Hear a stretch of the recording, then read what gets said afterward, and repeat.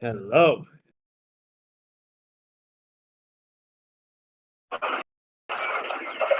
You gotta just.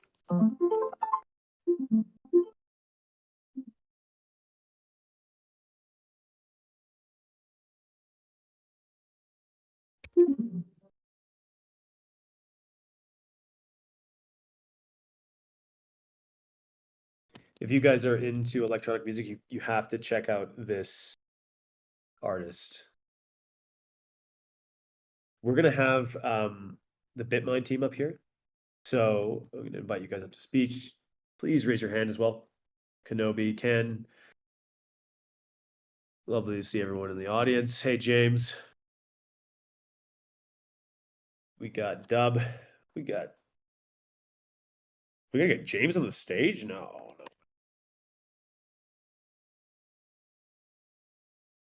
Possibly. Welcome in. Let's let everyone file in. Ken, it seems you're muted. I'm unmuting you. Let's just do some mic What's up, everybody? Test. Great. Hello.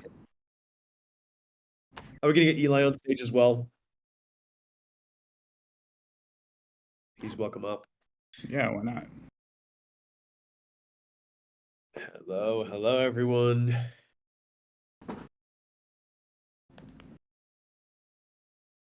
Are we gonna get Eli on stage as well?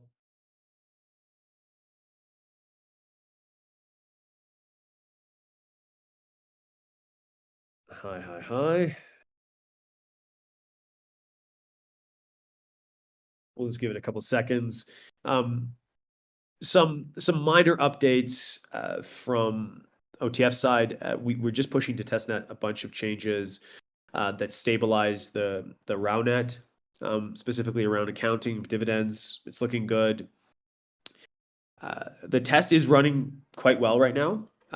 There may be some final touches that we make over the next little while that change the dynamic. We have a paper coming out in the next week or so, and then as soon as that's out and there's a bit of a comment period, we'll just go straight to mainnet with DTAO, which is very exciting. So we're definitely very excited behind the scenes here about what we'll be able to launch very soon for the community. If you have questions about that, we can leave them to the end of the call. People can come up on stage and ask questions about the ROWnet that we launched last week, or say the week before last. And yeah, we'd love to have a conversation about that. But this specific Novelty search is for BitMind. And we have a presentation from Ken, Eli, and Dub M here. So yeah, I guess without further ado, why don't we jump into that? People will file in, but we can have this conversation while they do that. All right, sweet. Yeah. Thanks for the intro, Constant. Thanks for having us on. All right, let's see if I can share the screen. Make selection.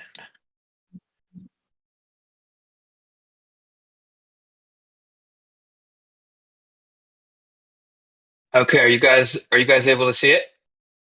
Yeah, we're good. All right, sweet. Cool. Hey everyone, we're going to be presenting BitMind, which is Subnet 34 on Novelty Search today. I'm Ken, one of the co-founders of BitMind, and yeah, let's just get into it and start the conversation. Okay, so what do we do? What does Subnet 34 do? We do AI-generated content detection, and this has become AI-generated content has become increasingly difficult to detect, and it's really challenging the fabric of trust in society. And the goal that we have is to create the most accurate and authoritative deepfake detection system in the world, and doing that through Subnet 34. So why is this important? Right, a lot of the elections happened this past year. There was a lot of current events. There's a lot of conflicts around the world right now, and society is based on trust. Even fiat money is based on trust. That is some backing of trust in our societal fabric.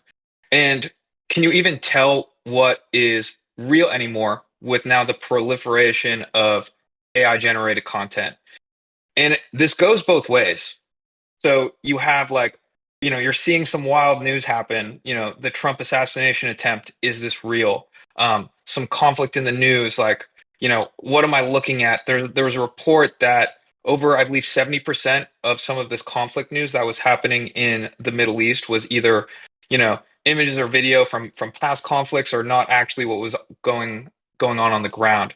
And then you have stuff that, it is actually real, but people think it's AI generated. There's a bunch of coins. I think Caitlyn Jenner launched a coin, and people were saying, no, this is definitely AI generated. It happened to be real. And there's plenty of examples like that. And so, like, what it came down to in the genesis of this idea was, if you really can't trust what you see and hear, this has the potential of really eroding the fabric of humanity and how we communicate, how we interact with each other. If you are consistently questioning what you're looking at, what people are telling you, what information you're consuming online, one, it creates a very inefficient society because you have to do additional research, verification, etc.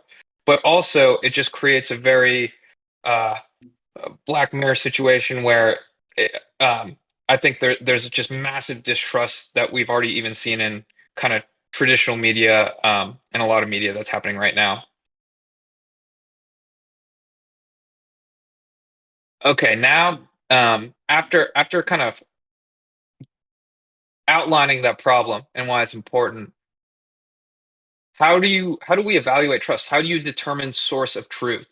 Trust is a very interesting word because it means different things to different people, or truth, that for that matter.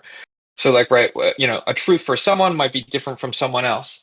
In this case, how we defined truth in the digital content space was, has this piece of content been touched in any way by AI, or is it completely generated by non-AI tools? That was our binary classification. And so what we use to evaluate this is open source real data sets, AI generated data sets, and we have a very sophisticated data generation pipeline to create these at mass scale. And then the last is real world data contribution.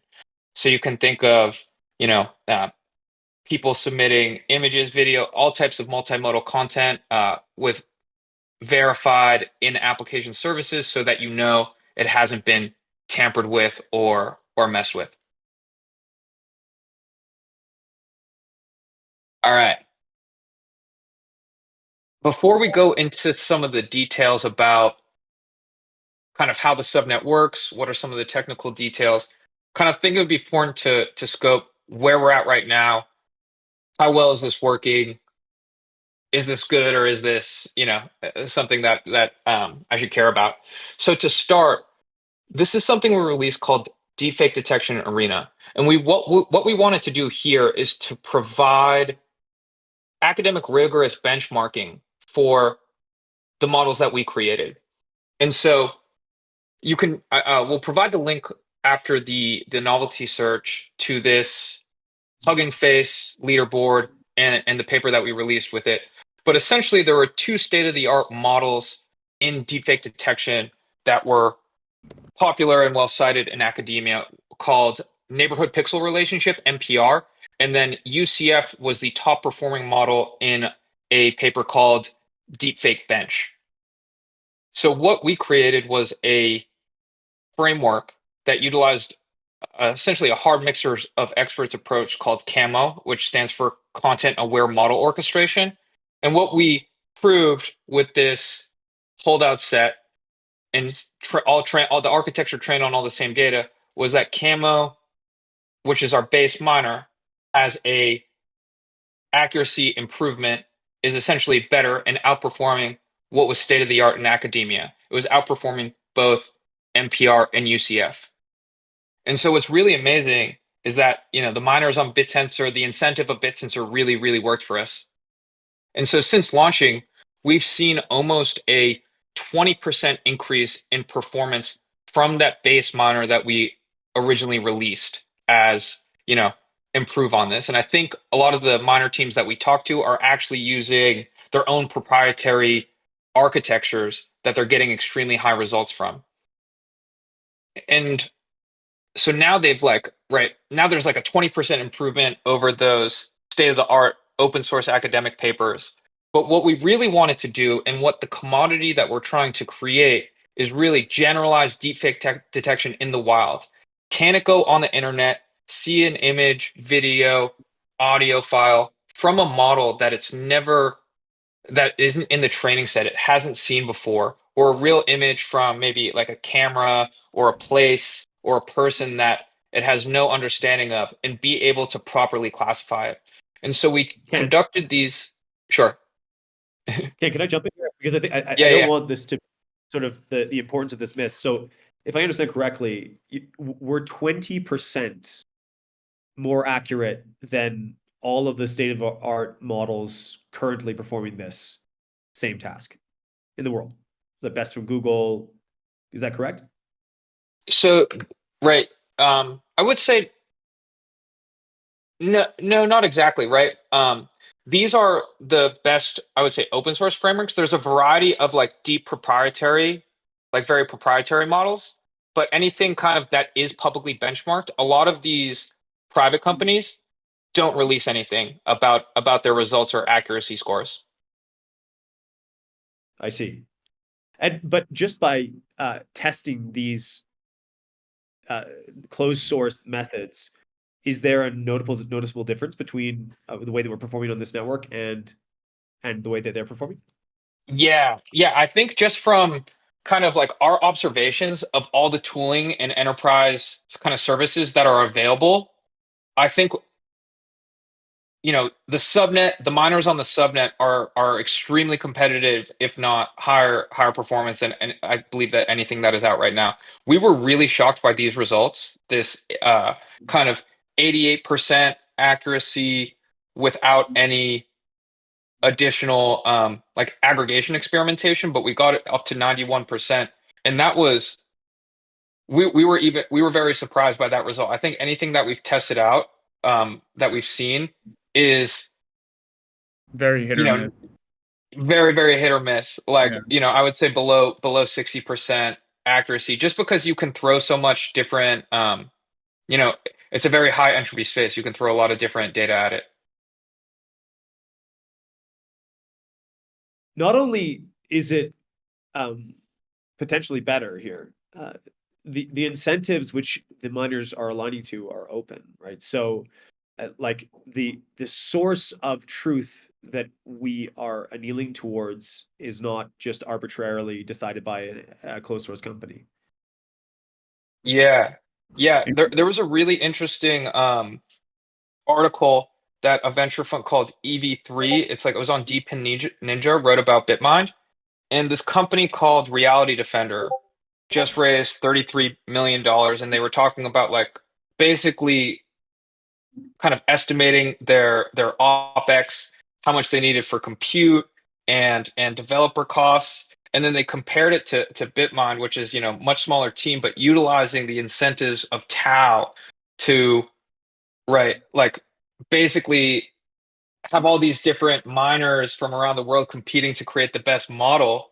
And you know it was almost like it was such a different structure, but really created some better results, we thought, of like the actual performance of what it created. And the results are open. It can continually be improved upon. And all the data is open to continue to which is really like a key factor in improving this. So I think the we feel like we have a very performant state right now that is beating at least anything else out in the open source space. And our data sets are growing at an extremely fast rate. Our models are improving. We're making the challenges harder, where we think we can increase that gap very fast. And What's yeah, what I've noticed in a number of subnets, like another example is graphite, where they're like, we have the best open model, and we think that we have the best amongst closed source models as well, but they don't want to be benchmarked against. Yeah. Like, because they don't want us to prove that we're better, which is quite interesting. And like we should figure out a way of actually breaking down that wall and figuring out how to benchmark against these teams so that we can prove. And I'm sure that we have the best. It just is always the case on BitTensor. So anyways, I didn't want to take too much of your presentation, Ken, but yeah, please carry on. Yeah, no, that would be interesting. Yeah, and even more so, like a lot of these are just gated. At least the deepfake detection space, they're gated behind like enterprise contracts. So you need to pay a decent amount of money for them anyway, and for them to not have open results is interesting. But yeah, would love to run that experiment someday. Um, so now going into maybe some of the technical details for any of the folks that are interested in kind of how the subnet actually works. So very basic overview here, right? Validators send either images or videos to miners. Miners predict a float between 0 and 1, essentially whether it's real or AI generated. Right now, it's binary classification. We want to move to multi-class, real, synthetic, and semi-synthetic, and then eventually go to localized heat map prediction. So if you have a face swap, it will know, that it will highlight the face and say that this is the AI generated portion of the image. And then for the rewards, right, it's determined by the historical performance of each individual miner. And there's essentially a percentage distribution right now, both between the video and audio, but eventually with video and image, but eventually a percentage distribution between all the different modalities. And as we increase video, improve the difficulty of video, right, we'll hopefully get to some sort of balance long term. And now, yeah, this is a big diagram, but maybe you can hand it over to Dylan to explain kind of high level architecture. Yeah, thanks. So there's a lot going on here, but at a high level, this shows both the bit tensor components, the validator architecture, the miners, how they communicate, and then some auxiliary things like our Hugging Face dataset collections, our models on Hugging Face, our weights and biases that includes every challenge and all the miner response. As well as like metadata about those images, where they came from, and also shows how all the applications connect to the subnet through our cloud infrastructure to service organic traffic. That's it kind of at a high level. Okay, let me, let's try to make it even more high level. Okay, so take us through the life of a query in BitMind on the subnet.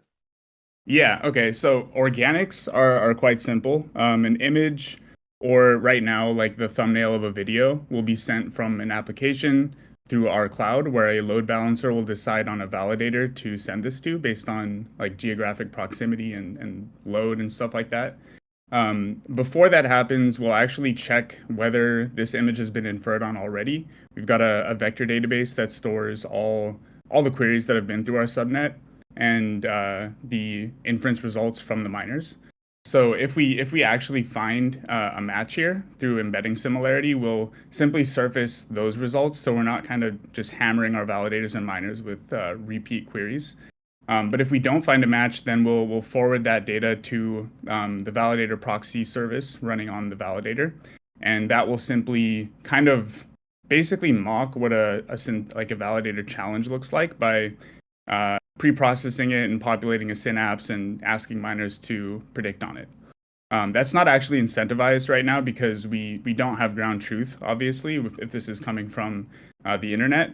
But the organic queries just mirror exactly what our validator challenges look like. So miners predict on them nonetheless. For synthetic or for validator generated challenges, for scored challenges, the data are always coming from this cache layer. This is kind of our 2.0 architecture that we'll get into more a bit in the coming slides. But this cache layer is constantly being populated by two asynchronous processes. One that's generating data from now 11 generative models, or the other process, which is basically doing like partial data set downloads from Hugging Face, like randomly selecting a zip file and then randomly unpacking data from that zip file. So the validator forward pass is actually really elegantly simple now. It simply decides on the modality, decides on whether it's synthetic, semi-synthetic, or real, and then samples from the appropriate location in the cache. It'll augment the data, pass it on to miners, get the responses, score them, and log everything to weights and biases. So that's the two flows with a lot of overlap at the very end with how the communications actually happen. But yeah, hope that leaves people with more answers than questions. There's a lot there. But effectively, you send the query to the miners respond with the prediction. Yeah, that's the prediction. That's a short way of saying it. Yeah. Yeah, and the prediction is true or false, basically, or is it Right. like a probabilistic output? It's probabilistic, but what we're prioritizing is just accuracy, right? We don't want miners like over optimizing to calibrate their the probability outputs of their models. We're more so uh, incentivizing correct predictions. Right. That makes sense. And so like one question I would have like from this is like, how do you guys get ground truth? And how do you do that in a way that people can't just do lookups, right, on your data set? Yeah, great question. So for organics, like I said, we don't have ground truth, so we just don't score them. But for validator generated challenges, we know, all the data in the cache are either from these open source real data sets, or from all the synthetic data is generated locally on the validator. So the ground truth is just innately known by, being privy to where the data came from. And then to the second part of your question around how do you mitigate lookups, we put a lot of energy early on. We had one engineer spend a lot of time trying to game our subnet, basically by taking, all the real open source data sets are public. They're on Hugging Face. So kind of the full extent of what the real images we're going to be challenging you with are. So naturally, the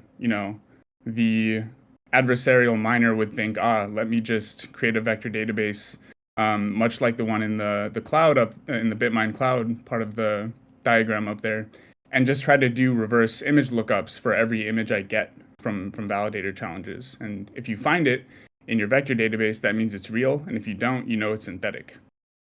We found that the data augmentation pipeline that we've developed, which is part of the validator pass, or the forward function there. It's not pictured, but it's kind of the last step before we send stuff out to miners. All the augmentations that we're touching these images with kind of sufficiently move the embedding of that image away from the embedding of the original image, such that it's really difficult, we think impossible, to outperform even our old base miners by trying to match embeddings to the original images after doing augmentations. Does that make sense? It does. The augmentation has to be quite sophisticated, though, because surely, like you also would destroy the images potentially. Sorry, I didn't catch the last bit. Potentially, you're actually destroying the images that you're using for validation if you're augmenting them too much. Yeah, correct. So it's a really fine balance in sufficiently augmenting them to kind of push that embedding away from the original embedding, but not to the point of completely destroying kind of like the forgery specific features that all of our miners have like trained themselves to detect. And so we've based, there's a good slide for this that we actually hid, but let's look at the first one, with the picture. So this picture is from a paper called Deeper Forensics 1.0, and this is specifically for using data augmentations in training models and evaluating models in the deepfake detection space. This paper focuses on faces, but we found the augmentations to serve quite well in just the generalized AI image detection space. So we've got both a combination of kind of very traditional image transforms, rotations, crops, flips.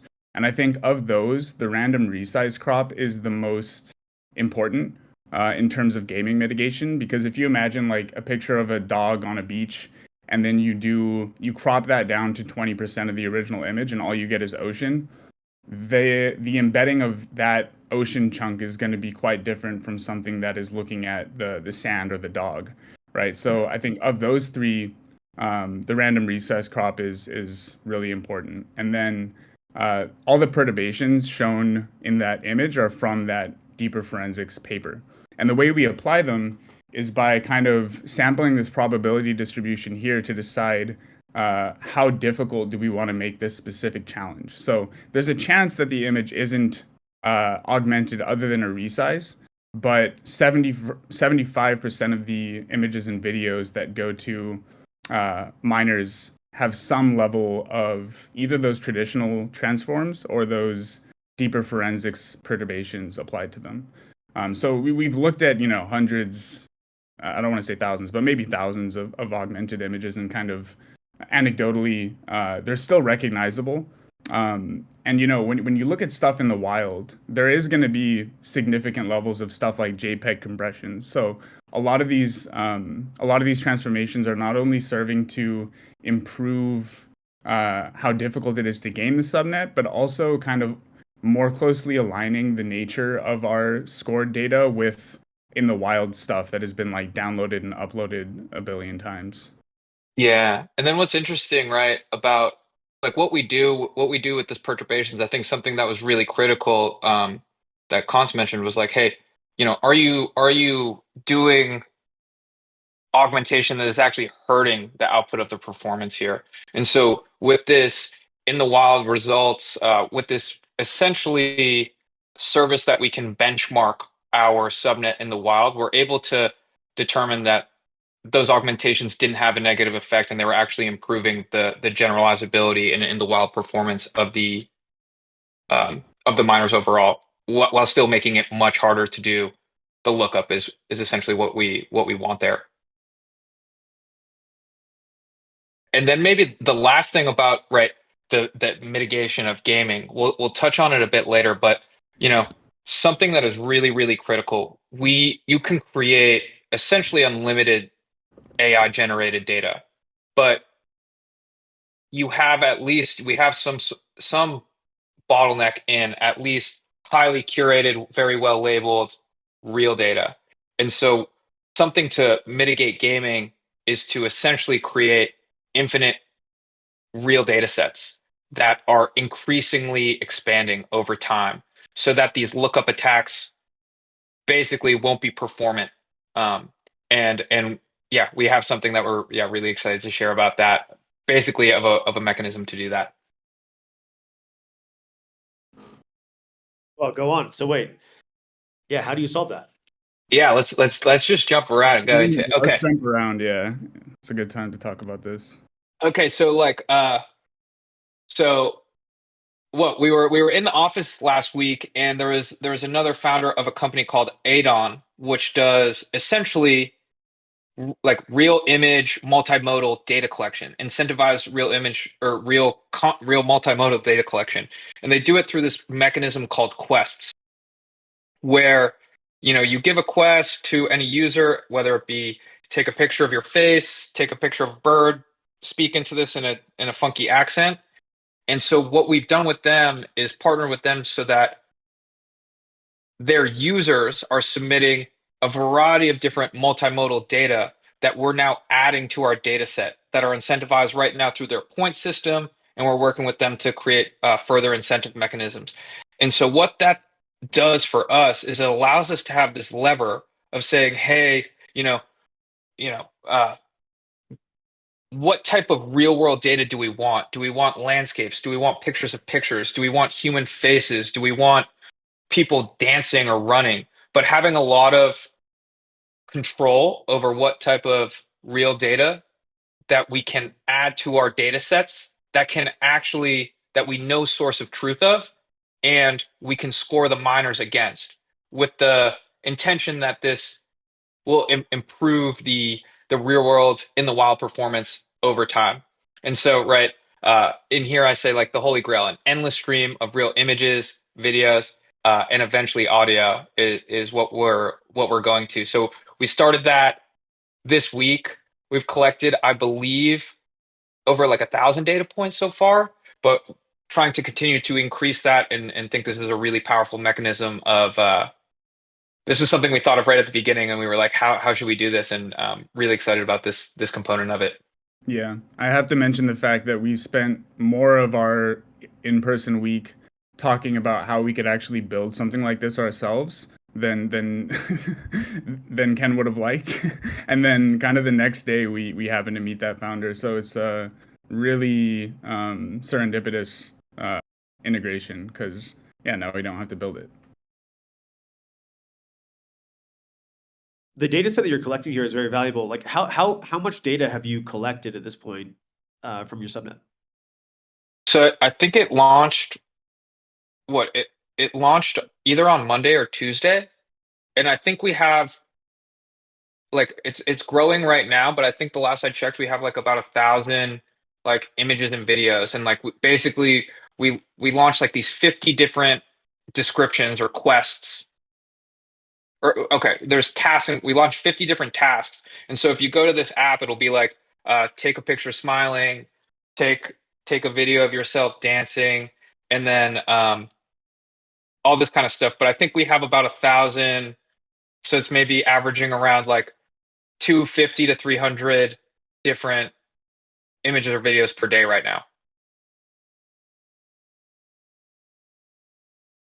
Yeah, and the platform is, I think they launched it 2 months ago, so it's relatively early.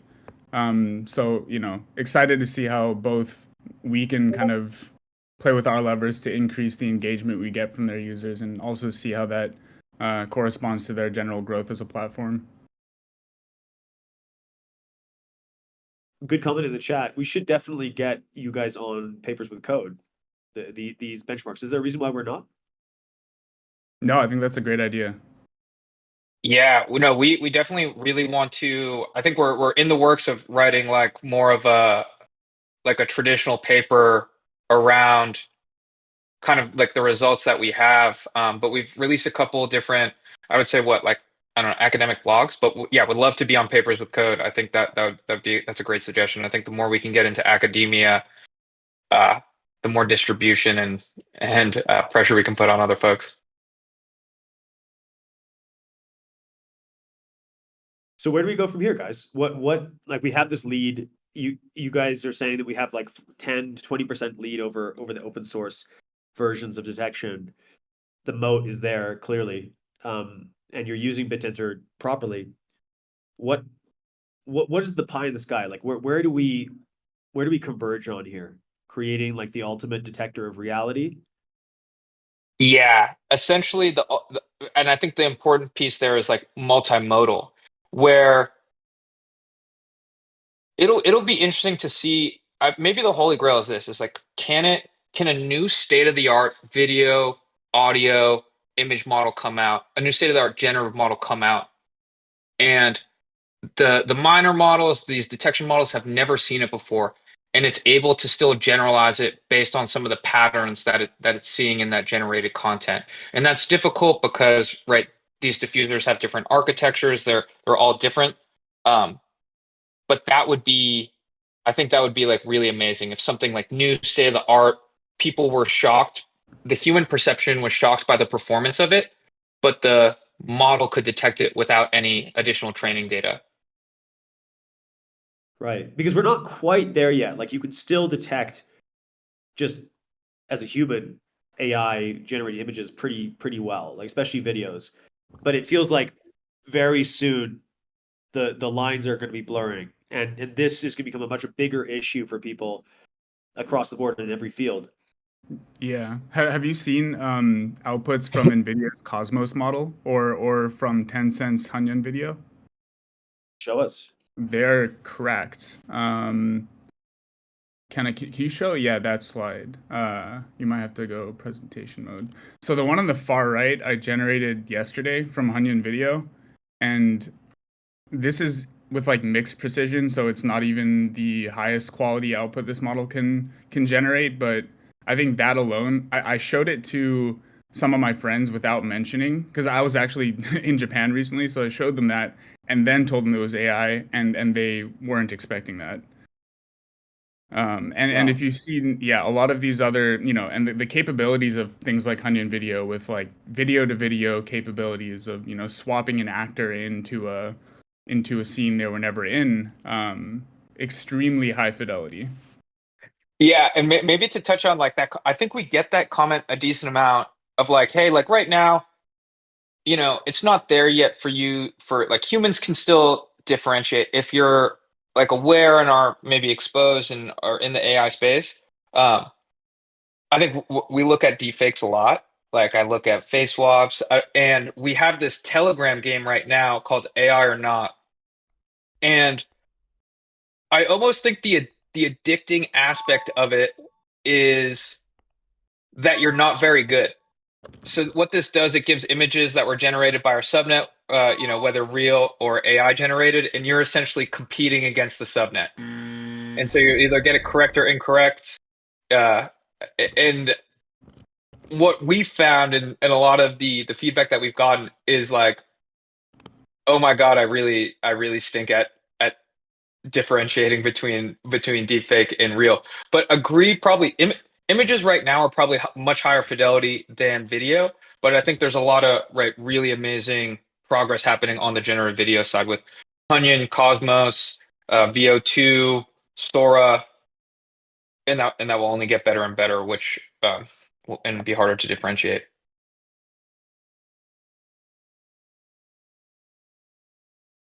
But Yeah. yeah, I think that goes into kind of like, so we mentioned where we're at now. We have this lead on the open source. We think we have really high performance. We have these consumer applications that are currently live for the distribution of the commodity that we're creating. That Telegram game, we have an agent trying to distribute that commodity as well. And where we want to get to is basically the holy grail of this universal, generalizable deepfake detection model that can do everything. So there's a bunch of steps in between there. And I think what we have next, we launched video. What, Dylan, is about like a month in now? How long have we? Yeah, about a month. We launched video, in December, and we're kind of moving quickly to incorporate these models that have dropped within the last month. So Onion Video and the Cosmos model, which don't have any outputs from the Cosmos model, but I encourage everyone to go check it out because they call it a text to world model, and that's because it's so good at generating realistic stuff that it's like basically physics aware.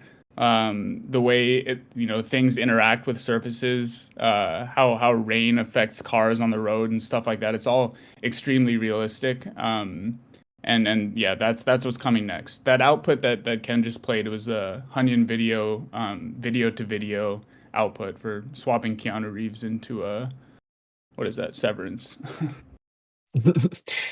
It's definitely very impressive. Would recommend people check out Onion. And then like kind of increasingly adding other state-of-the-art models, introducing semi-synthetic, different pipelines of image to video and video to video, more challenging kind of unique semi-synthetic of face swapping, lip syncing, action transfer, etc.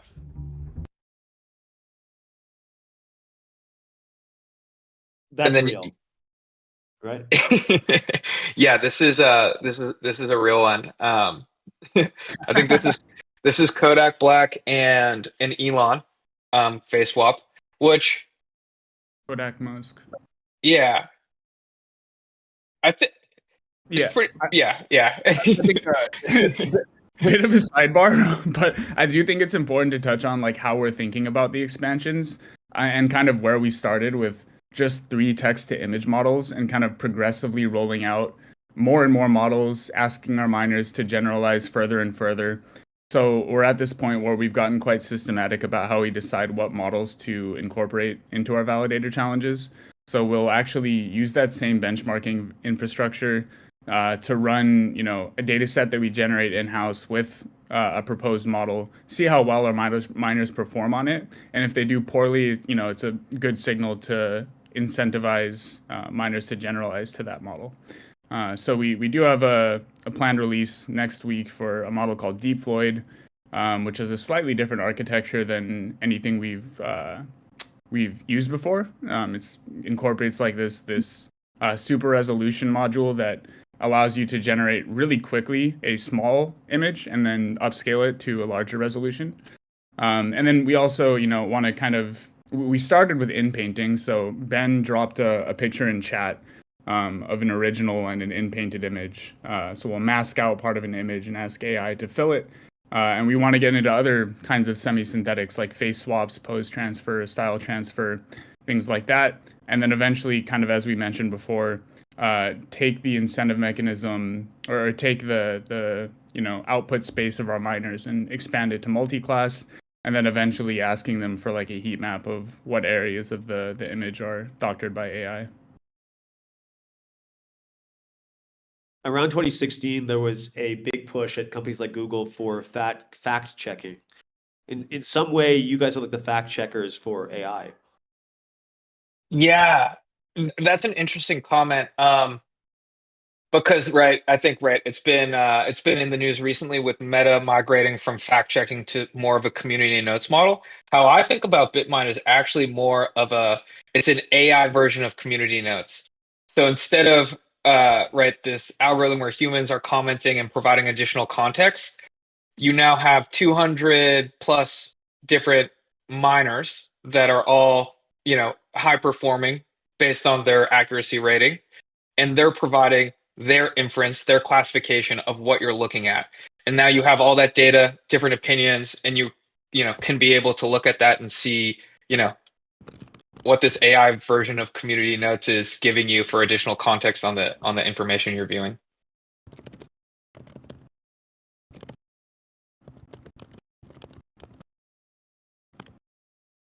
But yeah, to wrap it up here, the goal is generalized deepfake detection, as I mentioned. Can we take in any type of modality of input, classify that, and then even expand upon that? Because I think a lot of there's a lot of interest now in observability, explainability, verifiable inference. So I think a lot of that goes into trust as well and reputation.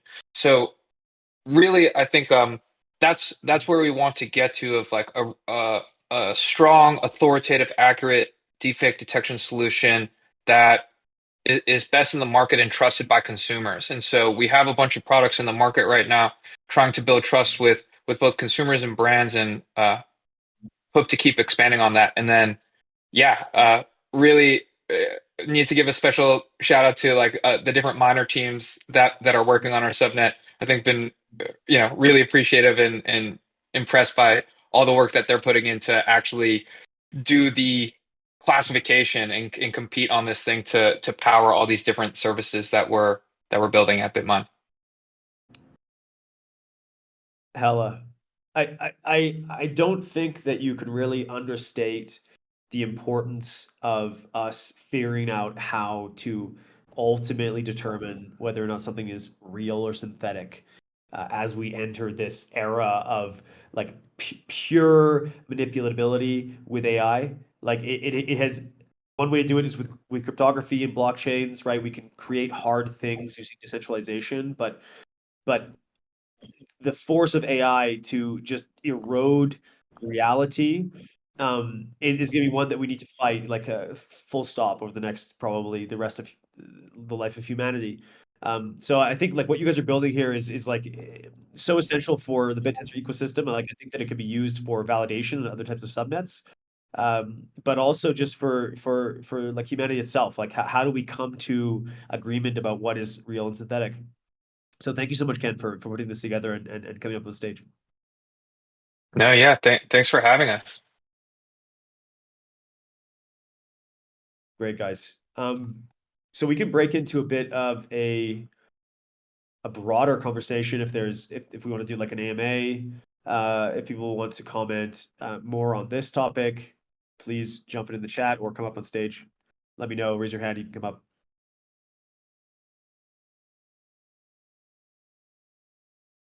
Maybe I'll start.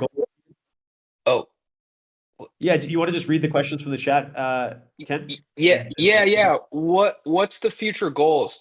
So Val, right. The future goals kind of at the end is this generalized deepfake detection. That's on the AI performance. But what we really want to do is expand. We have this goal of can we reach, 100 million monthly active users using the products that are powered by this, right? Can we create a very useful product that humans think they need to be able to evaluate what they're viewing. There's already this massive deterioration in trust in media and traditional media. And then I don't know if anyone's on crypto Twitter, like that's a very chaotic place. Similar to Discord, right? And to be able to have tools to be able to help you differentiate is where we want to get to. And so the goal is to create the largest, consumer application for, essentially detection and knowledge verification in the world. Funny to be discussing pictures AI because it looks so real. Love the screens. Okay, Sats Runner, like the comment. Thanks. And appreciate it. How to prepare data sets for semi-synthetics. Yeah, okay. Kazure, great question. So for semi-synthetics, like there are some open source like face swapping models, or there's a lot of open source in painting models as well. And so the idea was that like we would start by essentially creating all these semi-synthetic data sets, trying to do research on open source semi-synthetic data sets and providing that to miners to be able to train on and modify. A really key aspect of this is like, so even if we do create this, the heat map portion will be difficult. What we'll need to incorporate is that masking of the in-painting into the pipeline and having that as an extra attribute in the basically in the data set, so that you can now train on not just binary classification, but also train on identifying the portion of the image or video or segment of audio that has actually been messed up or been touched by AI. Crypto mind mine. Thank you, sir. Yeah, no, maybe shout out to like a lot of the BitTensor folks. I think really impressed with everyone. Like a lot of the other subnet teams grinding, the miners. Special shout out to the validators. I think they're unsung heroes. They have to deal with 64 different people hitting them up all the time and evaluating.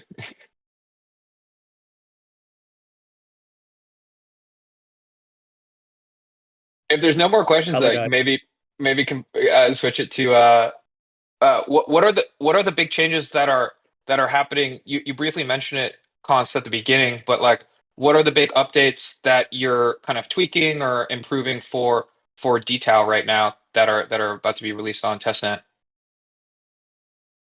That's a great question. So we formalized, I'd say the most important aspects of the design around like how the AMAs work, the supply emission schedule of the tokens, and the way in which log costs are distributed.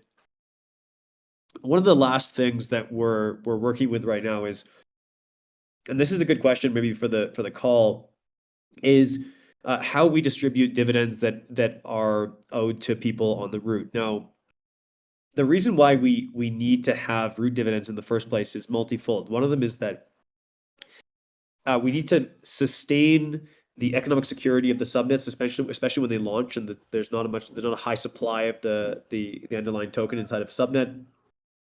And we don't want the system to break as we switch into this new economic design.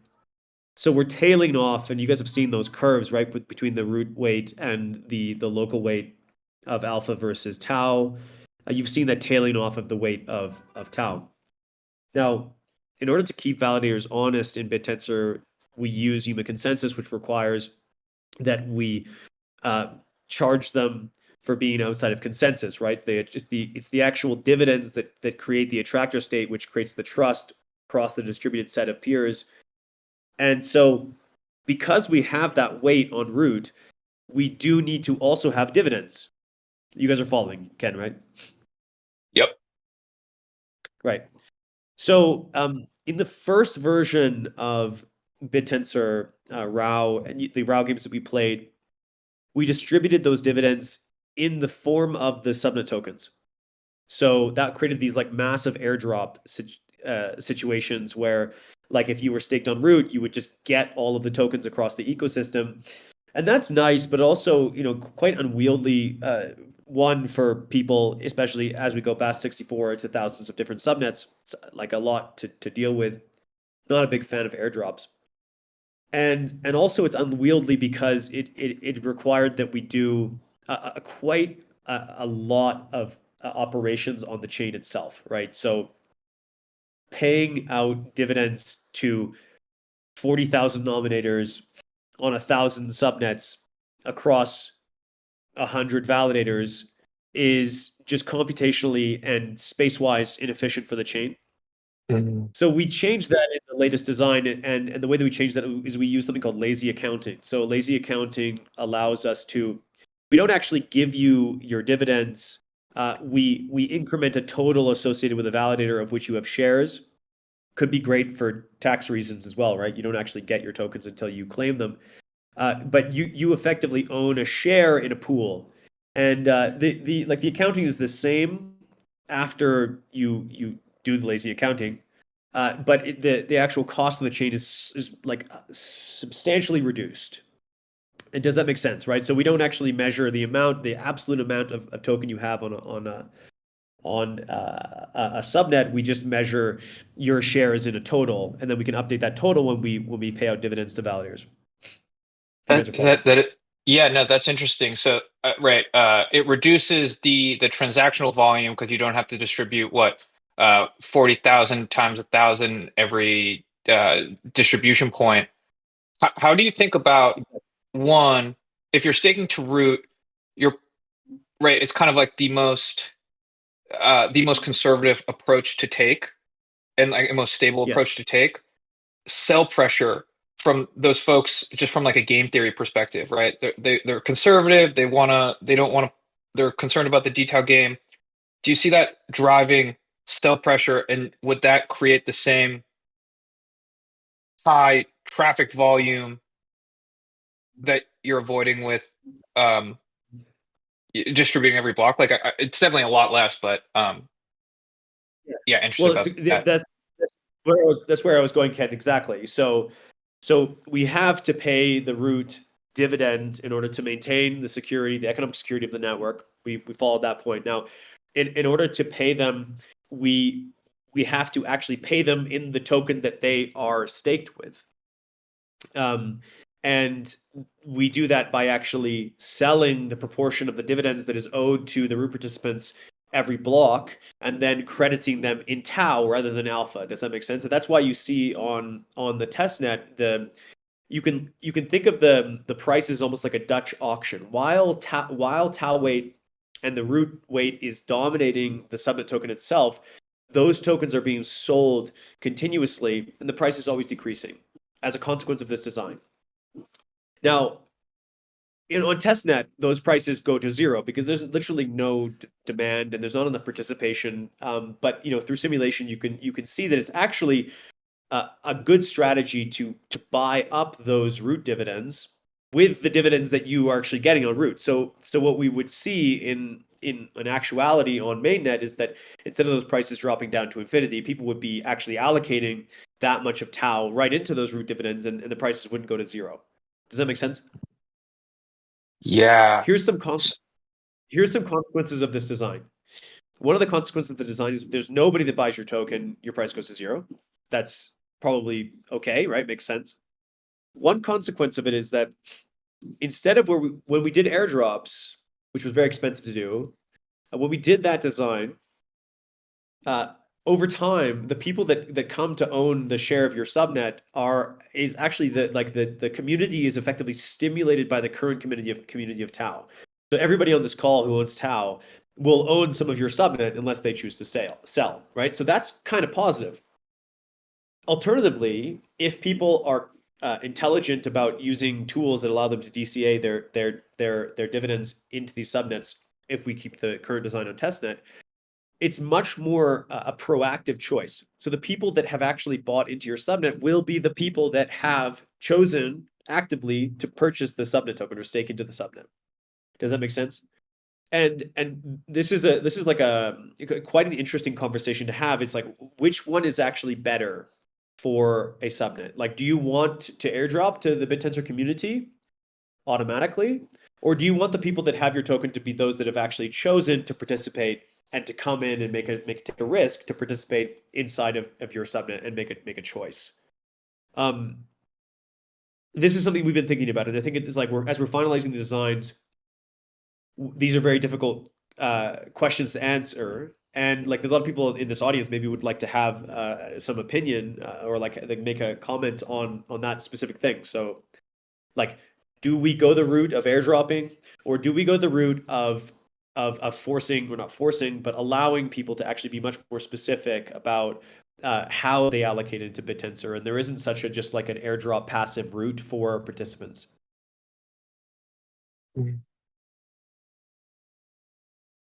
Yeah, I would love to hear from, like, I don't know, Fish or Caro or any, like, it almost is like, for me, the mindset, like, do you take a defensive approach and say, hey, I don't want anyone, I want as least people selling my subnet token as possible, or the opposite, like a very offensive approach of being like, I want so many people to want to buy my subnet token because like we're so sick. With the different with those different mechanisms, but I think definitely an interesting design decision to make there. But yeah, would love anyone's thoughts about, I don't know, game theory approach.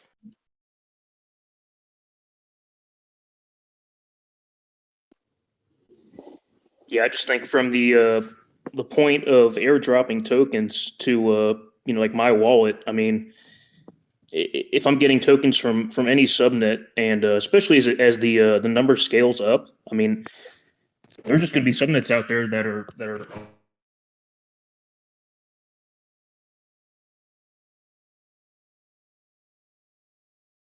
Sorry, I didn't hear that. Easy Trades, the end of your sentence.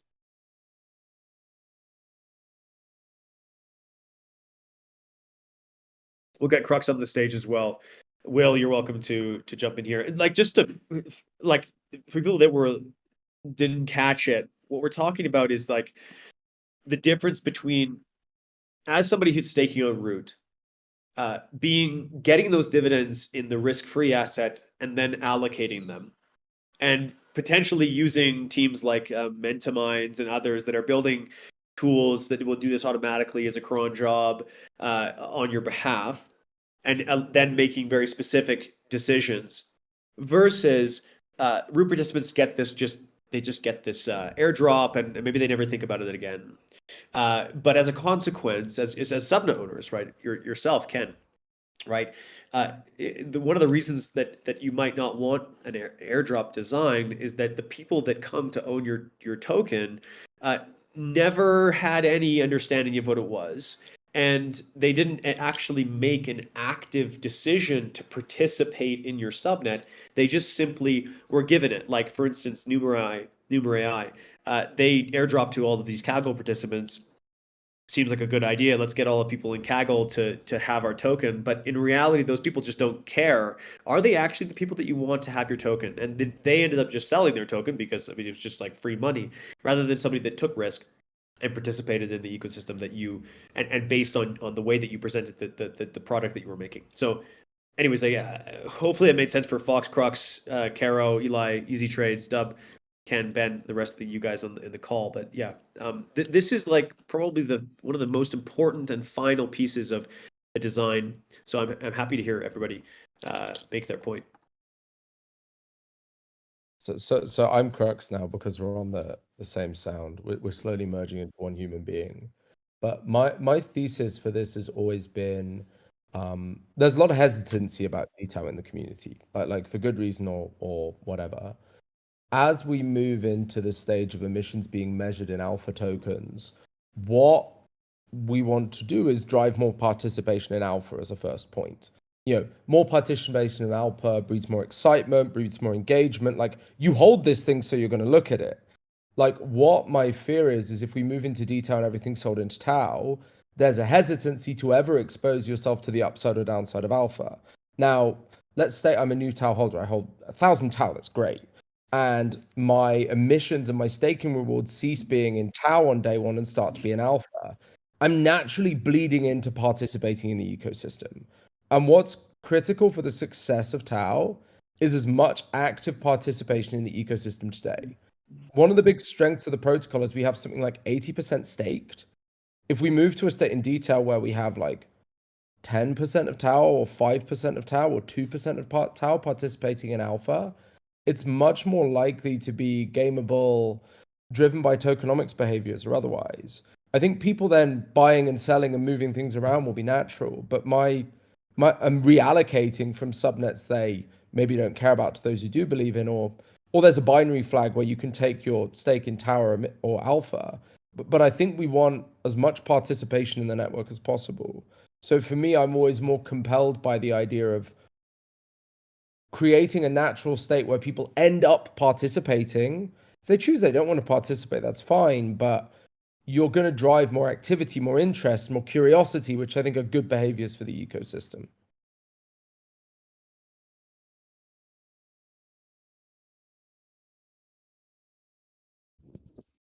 I mean, I totally agree with what you're saying, Will.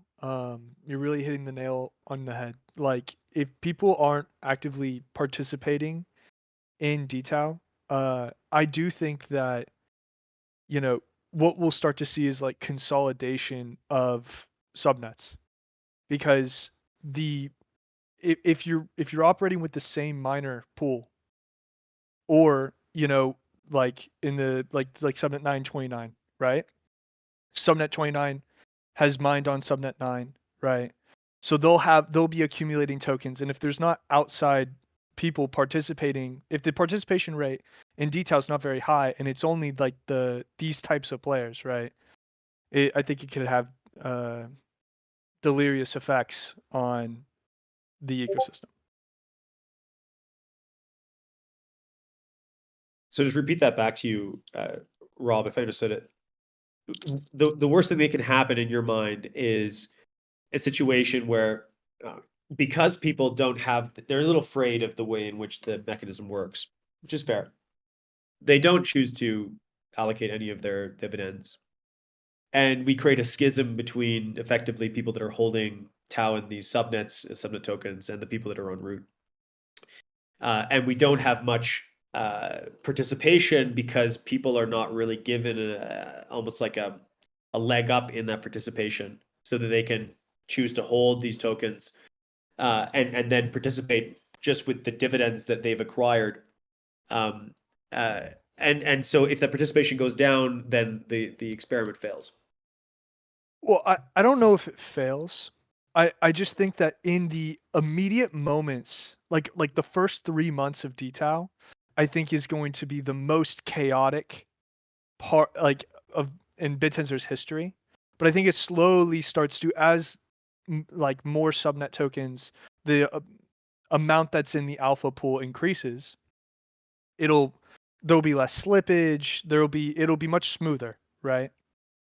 And so I just think that in those first 3 months, right, if there's, people, if there are like sort of raids, right, in where you have the same minor groups, like, where are they going to, like, we've spoken about this before, like, what's the highest EV play when it comes to the actual allocation? And so I could see that one minor group preferring one subnet over another. And so then you'll start to see these sort of subnets merge, like, or the liquidity will move from one to another. And now, if there's outside participation inside of detail, I don't know if that necessarily happens, but it is something I've been thinking a lot about these like last couple weeks.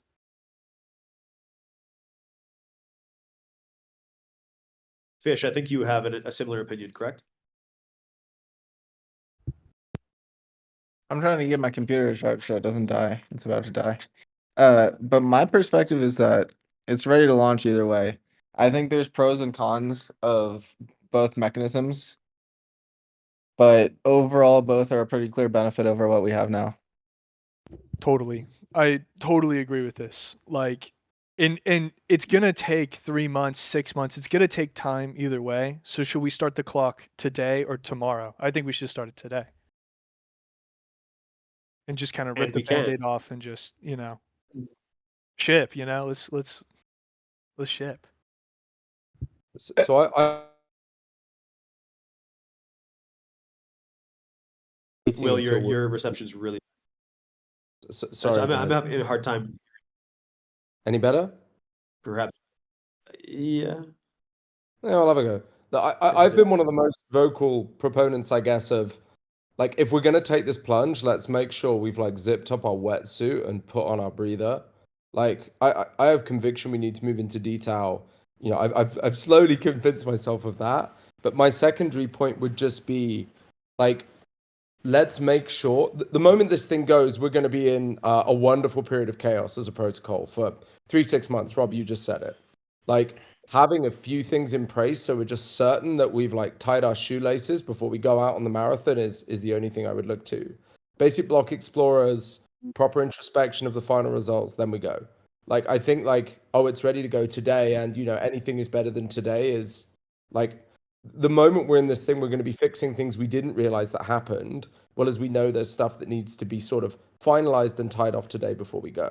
So those are my sort of hesitancies about launching right now on this call. Like, let's get the final pieces in place so we're really ready to launch hot.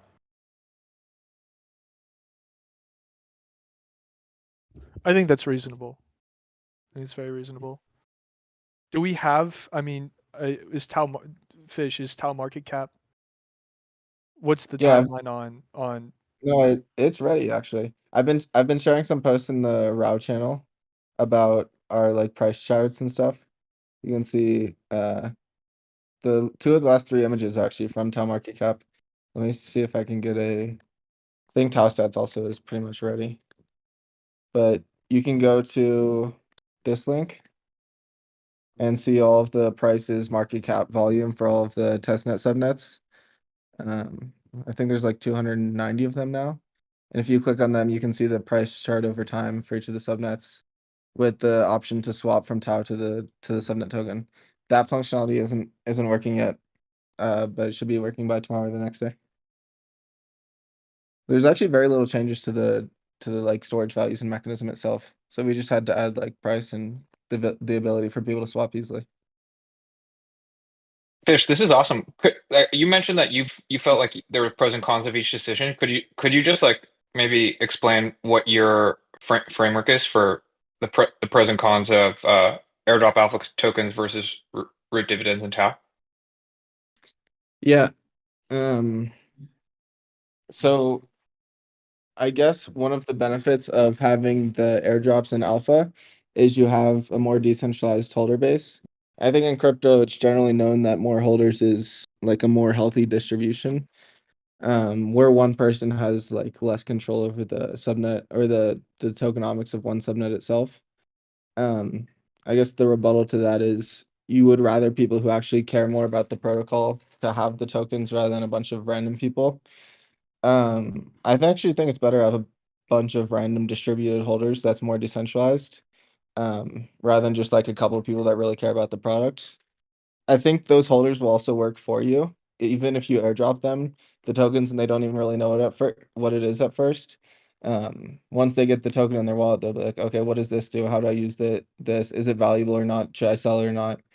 And then you get them sort of more adoption when they look into your protocol. They're like, well, this is actually really cool. How do I use this now that I have this alpha token? I have bandwidth to this product, this commodity. This is basically how, what's it called? Hyperliquid did their launch. Is they just did a massive airdrop to anybody who had used their platform in the last year based on volume. I think it was a huge percentage of their supply. And it actually turned out to be a really healthy launch for them because they got all these people interested all at once about the token. And then those people all with the token all started working for the protocol without having to be paid by the team. And they're spreading adoption, they're spreading awareness about the project, stuff like that. Another thing is that when you don't have the root div selling, you don't have the mechanism decreasing the prices automatically. So it's more in an equilibrium state. But then again, I see the benefit of having sort of a slow decrease with no demand, where those subnets should be phased out over time. I mean, overall, I don't think it matters much. Both of them have benefits that outweigh the negatives, but So I mean, I told Cons either way that we decide, I think it's pretty much ready. And to Will's point about we need to make sure it's perfect before launching, and we can just pick one of these two. Like Con said, this is pretty much the last big decision, and it's not like we can't change it after we launch it. Like we'll always be able to make upgrades to the protocol even after launching if we turned out one hyperparameter is slightly too high or slightly too low, then we just make a hotfix and it's no big deal. So that's why I don't really see a negative of just launching it now or as soon as possible. Yes. So One here's thought. something. Sorry, Stephanie. Here's something that's interesting about if we do airdrops is that we can actually create a structure like this. I know this is quite complicated, guys, but don't freak out. So right now, if you look in BitTensor on testnet, this is effectively what we have. I'm going to bring this back in a second, but basically what we have is a situation where this alpha, this is a validator. I've got OTF here. OTF has Seb, Tau on root. Here's Bob, Charlie, Doug, and Sam with their stake on OTF on root, and here's Bob and Lewis who have staked to OTF on subnet 1. What we do is what we're doing right now is we're swapping the alpha into tau, and then we're crediting these participants on root with the 50% or some proportion of the dividends based on the relative ratio of root versus local. So that's what we have right now.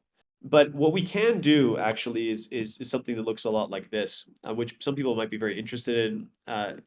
And basically, we take the alpha that was acquired by this validator via dividends, and we actually swap it according to a distribution that validator has decided.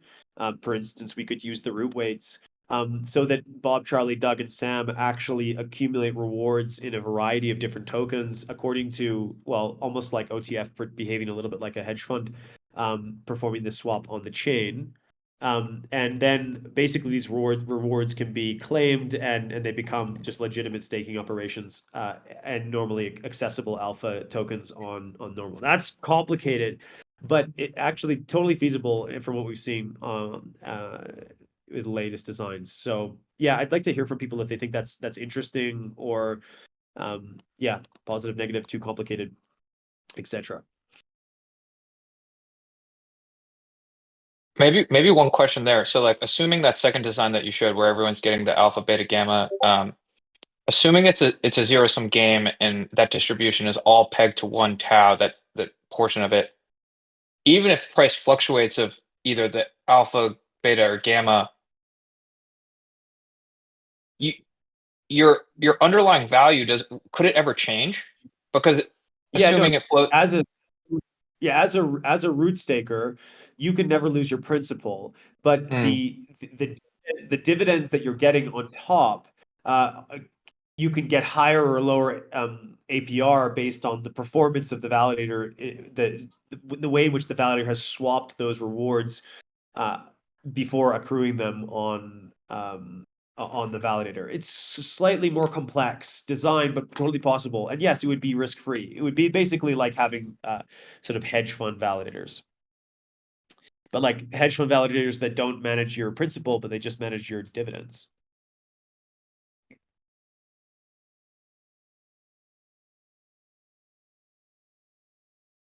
Now, that's cool. And it's interesting that we can do this at the level of the validator, but I suspect that in practice, am I still here on the call? Can you guys still hear me? Yeah. Yes. Loud, clear, great. We know actually, it's not a suspicion that there'll be a whole new class of participants that use things like proxy palette and EVM to do this type of thing for you as a user. Like take your dividends and and move them around the ecosystem in a way that helps you allocate to, like, say, only macrocosmos subnets. And I think people would be interested in that.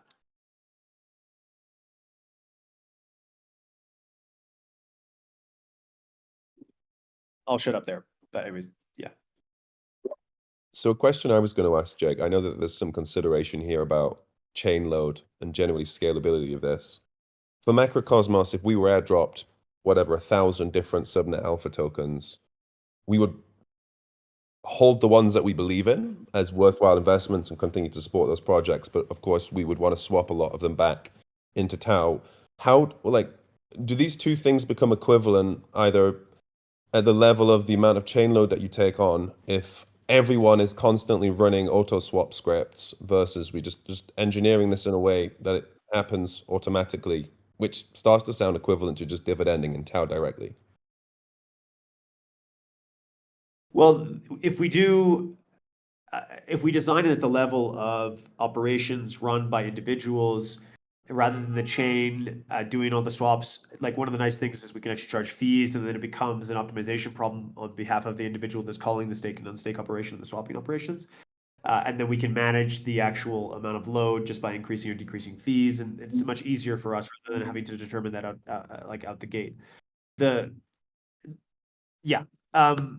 are ways of reducing and amortizing costs, and it will be possible no matter which direction we go. Cool.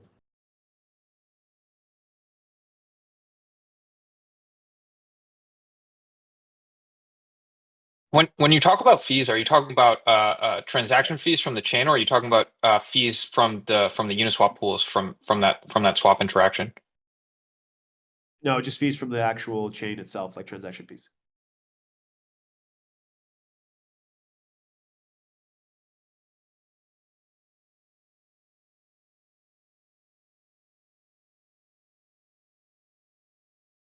Oh no, I killed everybody.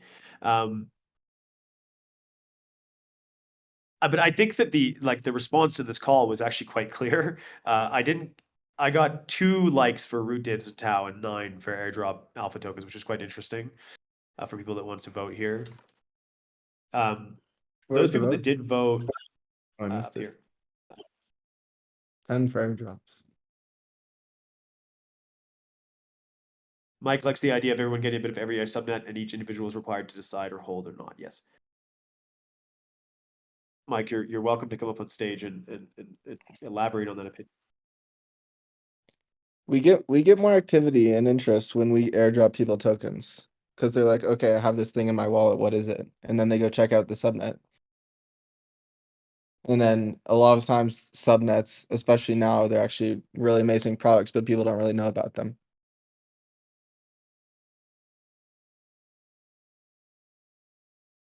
But like when it's airdrop to you, right? Is it stake on the subnet? Yeah. I see. Actually, it's not. So in order to reduce the chain bloat here, we actually have to have a situation where those rewards are claimed and then moved into actuality on the subnet token. Allocating them directly was next to impossible for the chain. I see. So they need to be claimed, and there's a rate that they can be claimed at, and we have to be careful about that rate because obviously the chain has some limitations. But it'll be fast enough that you can get it within a day, so to speak, right? And yeah, so there you go. Wait, like a rate limit? Well, yeah. So either the claim operation will have to cost enough that you don't want to do it every instant, because that would just DOS the chain, or there's a rate limit. Yes. Regardless, it'll create these like cluster transactions that occur. Alternatively, what we could do is just amortize the claiming automatically on the chain and do it sort of like we were doing with the hotkey emission schedule. So the hotkey emission drain schedule, I forget what it was called specifically. But we can just have that amortize on the chain randomly. So your nominator will eventually get your dividends en route, but they'll take a while. Okay, and then you just claim that. So and then which then is what then goes to be staked in the subnet. Exactly. Exactly. But you didn't have it sold on your behalf and then have to reallocate. It never actually left alpha. Yeah. Okay. Exactly. Okay, that makes a lot of sense. So that would, yeah. So like one of the major consequences is that we just won't see like there is already a bit of a scanner here from Fish. What is it? Test net town market cap. Here's the link, guys. If you guys are interested, you can take a look at what this looks like. And you can see the top subnets here. Oh, are they all, is it broken now, Fish? Oh no. Just in time. Taking a while to load for me too. Yeah, no, it's up. It Well- just I think we disabled the cache. We just don't have HTTPS. It works for me. You got to be versatile. Yeah, okay, great. So you can see, so here's what you could see on a token. Like, it's really cool to see this stuff like live, right? It's very beautiful. So this is what you could see. This is what the prices look like, with not much activity, right? People buy, then they drop, then they buy, then they drop, and that dropping is a consequence of us having to sell root dividends. Controls the prices to some degree, but that could also be done by just people that have the alpha tokens that are being airdropped to them, right? So, yeah, there you go. Just some more color to how this works. I'm wondering what people's main concerns still are with the current detail design, or if there is any. I haven't really heard of people complaining about the current detail design anymore.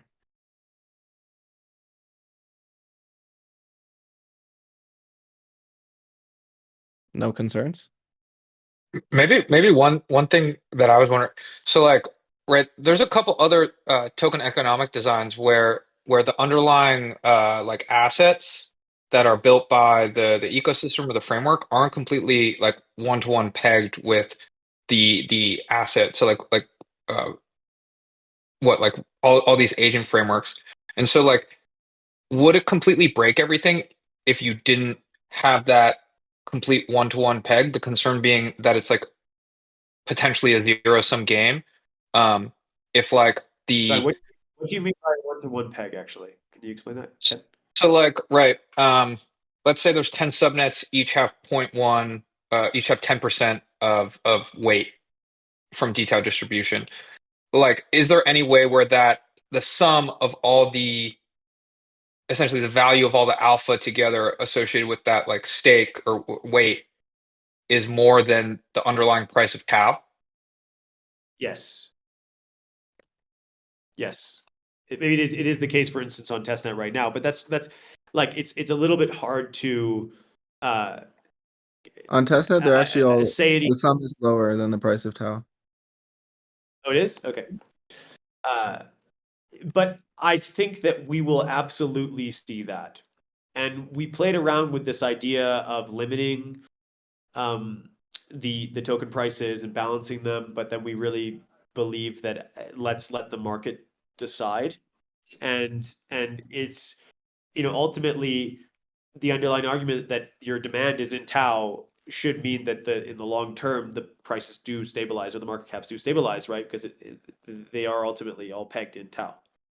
Yeah. That might Okay. not be a strong argument in practice because people will ape, people will get excited. You know what I mean? We will see absolutely nuts things. We're positive. But as a community, we will be able to keep this market. We have to work together basically to keep this market sane.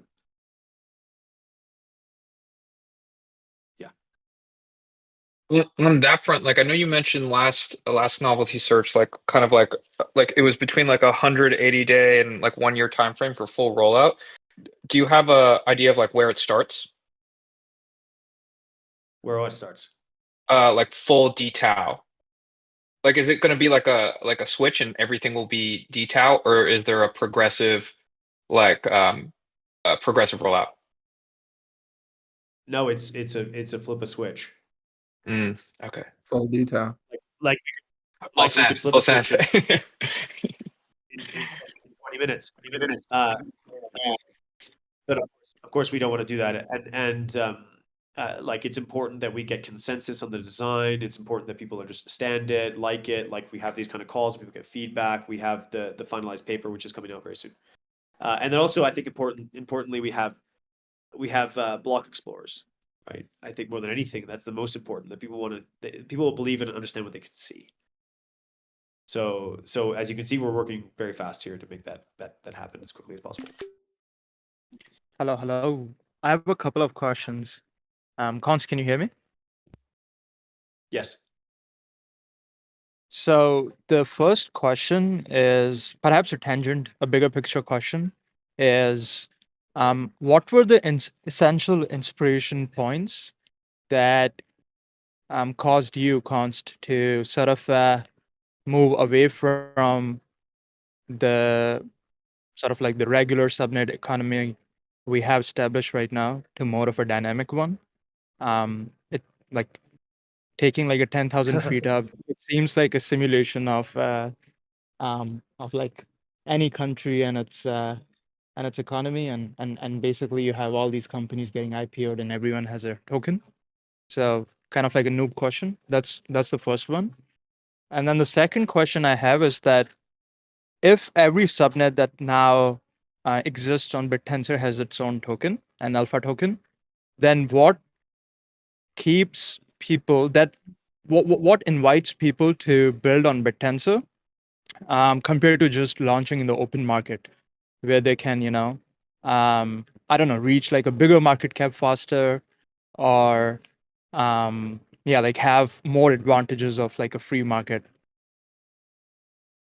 Well, I mean, I'll answer the second question first. Like the inflation of tau is the same. So that subsidy to build on BitTensor and be part of this community is still there, in the same way that it was before with the root network, right? Maybe split across more teams, right? But also like there's a huge advantage to be part of this community and to use this technology that I don't think anybody else has done even nearly as good.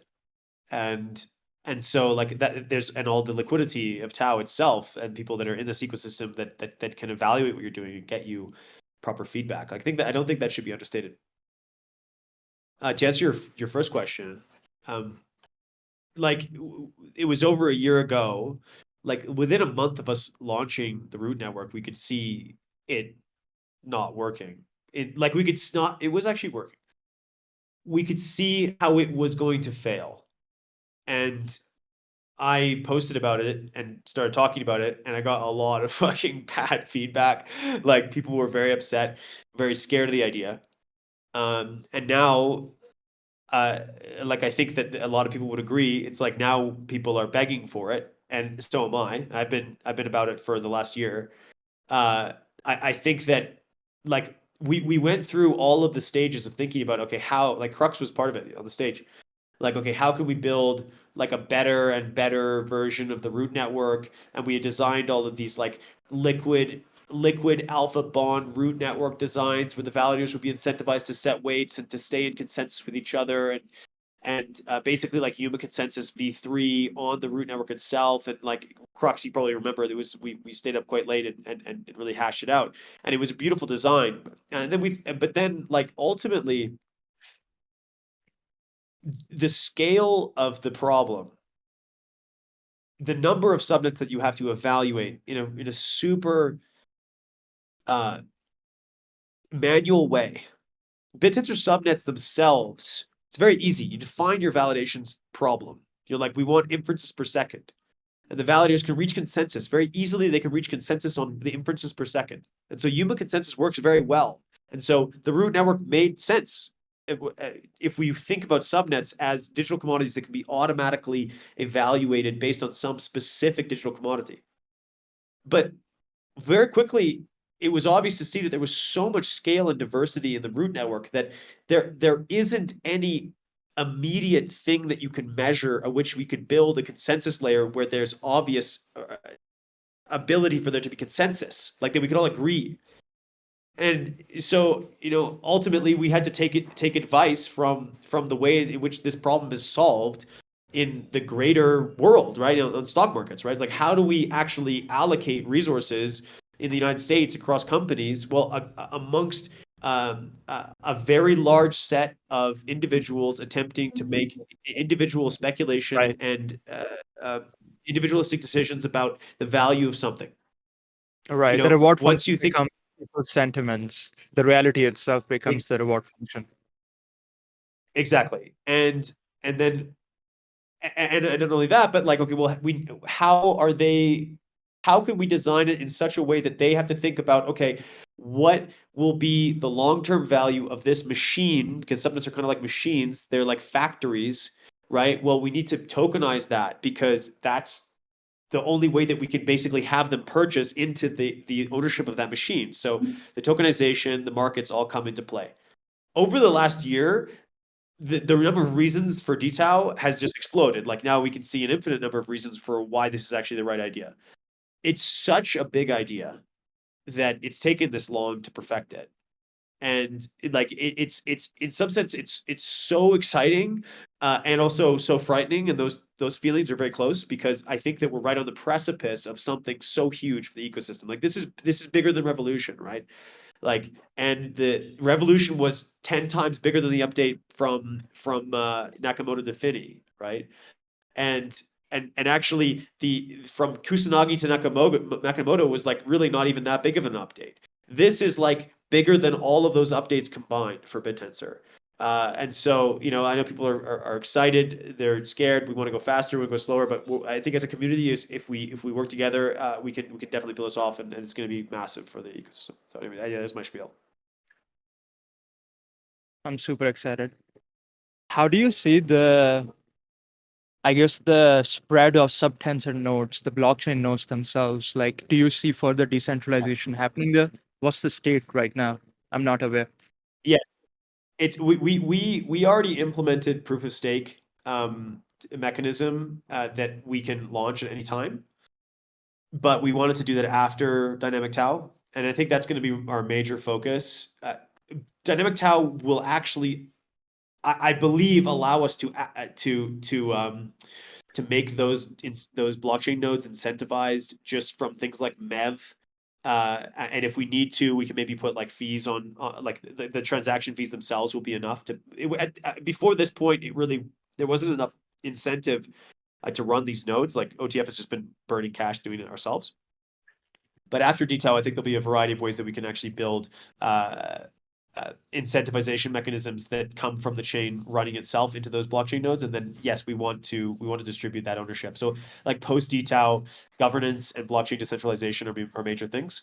Obviously, post DTAO is probably going to be dedicated to like, you know, shoring up the ship and making sure that all the things are there for people to use.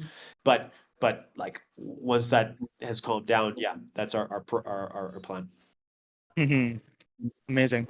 One other question is, I guess, like in light of all of these changes and detail coming in very soon, how would you recommend the subnet owners to sort of change the things as they've been running? How shall we change our operation, and how shall we be, you know, thinking about a day-to-day operation? Like, I'm guessing our communication needs to go up. We need to build like communication units within our companies that are like, you know, constantly churning out sort of output. Ideally, we have products that are speaking for themselves, and we have research that's like, you know, kind of is scoring SOTA on like benchmarks. But is research even going to be the thing, or do we need to go shitcoin route and like, you know, start like sort of turning like creating creating a Milady like brand? Everyone needs to create that. Yeah, that was one question. And the second one is like, as we go into like sort of anyone can stake onto any subnet now because of detail. Do you expect any big sort of token holders coming in very soon, similar to how we got investors like Barry Silbert and stuff like that? Well, that's a big question. So yeah, gosh, I don't even know how to answer that question. It's so huge, Dr. P. I think that OTF has been attempting to like tell subnet owners how they should be behaving in the near term. And like to reiterate what we've told people is like, okay, number one, make sure your mechanism works. Like number two, focus on something that you can approach that proves that your machine runs hopefully better than anybody else in the world, right? In many places it does. And then like three, and like a couple teams have really approached this, like get real use, right? Like Targon, for instance, like tokens per second, like fantastic metric based approach. And this is really all about like aligning the vision for each of the subnets towards some like worthy direct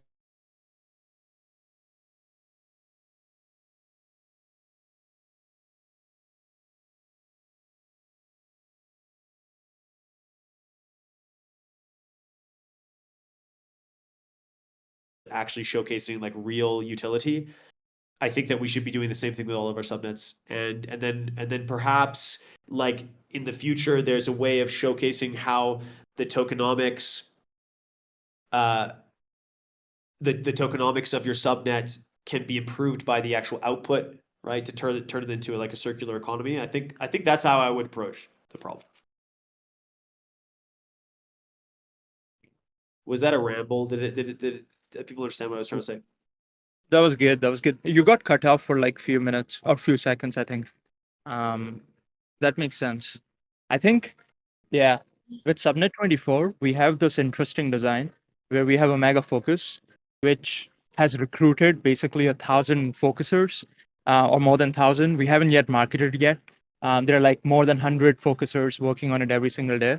And they're either doing their own tasks and their screens are getting recorded, or they're doing the boosted tasks that we have told them to do. And this boosted task list will be opened up to the community. So anyone can sort of like demand stuff from Subnet 24's focusers. And what happens is that as focusers make money, make tau, they can stake it back into Subnet 24 to increase their own stake the next day, right? And that I think that's an interesting design that maybe other subnets can follow as well. And yeah, I see Subnet 24 evolving into like a decentralized task marketplace, which is like a story of another day. We'll talk about it later on. I think the biggest change for detail that subnet owners will have to think about is how to use their emissions wisely and not waste emissions on unneeded commodities. A big example of that is most subnets right now are designed to basically max out synthetic tasks as fast or as high quality as possible. But in a lot of cases, those outputs aren't being used. So subnet owners will probably want to think about decreasing either probably the quantity of the synthetic tasks or the usage of them so that you can still accurately grade miners without having them spend an unnecessary amount of resources. And because now when miners have massive costs in your alpha token, that's just going to negatively affect you. So rather than distribute it across the whole network.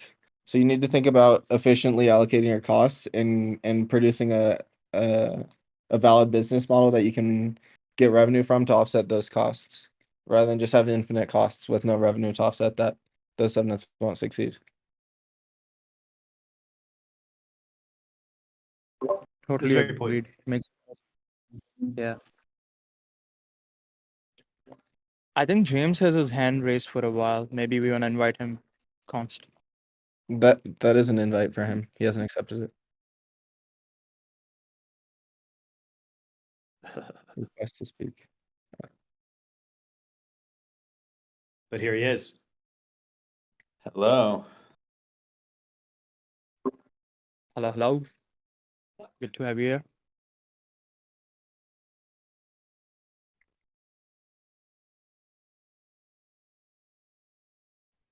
You're required So to give a guys- speech, James. You want to go first, James? No, I think it's been a very good conversation. I think there's a lot for everyone to think about, really. It's going to be a big change.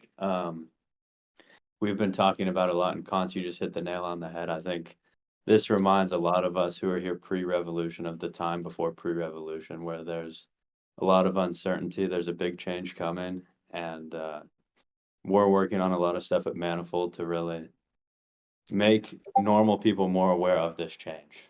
People who aren't on this call, because I think there's going to be a big learning curve and a lot of volatility in the next 3 to 6 months.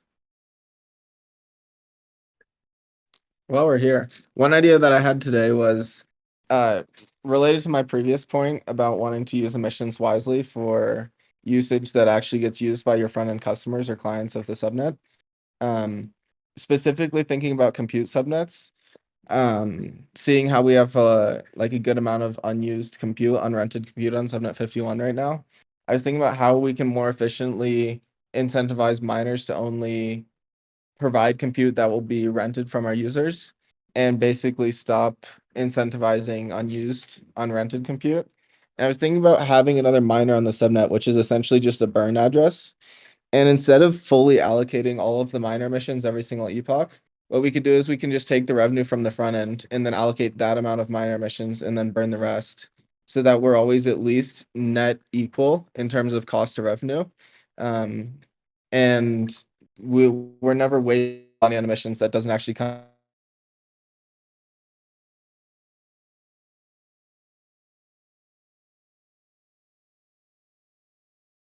He cut out.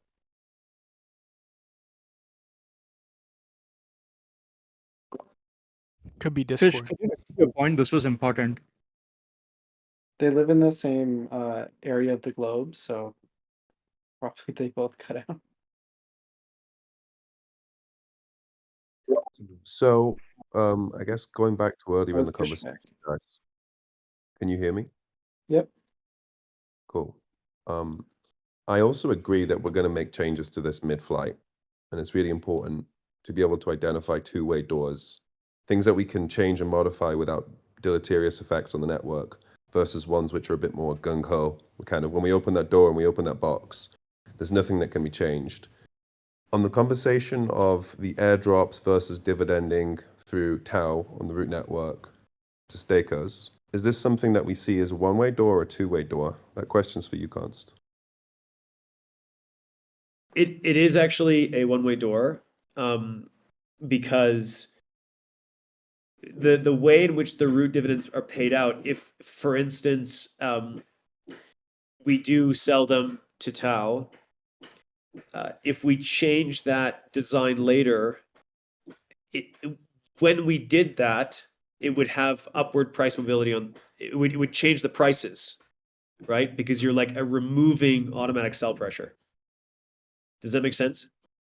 So we basically, one-way doors are anything that we have in the system that if we change, it will change the tokenomics and the price discovery method. Like, for instance, the Fed, right? The Fed in the United States changing interest rates is not a great design because it creates a moment of a position of centralization where they can actually affect the market, right? Like, what if Const is really bad and he wants the prices to go up after he makes a leveraged long on Subnet Alpha, and then he goes ahead and changes the tokenomics so there's no root selling pressure. We don't want that to be possible, right? So it is sort of a one-way door, because if we have root selling, we have to keep it, right? Otherwise, people that are speculating on price discovery occurring via that root selling would be fucked by us changing it. Does that make sense? I hope I'm making sense here, Crux. That makes sense. Yeah, thank you. Are there any other outstanding things that are not entirely signed, sealed, and delivered from the perspective of detailed design that are one-way doors, or is it more or less a series of two-way doors because all these markets are going to be so coupled and prices are going to be impacted?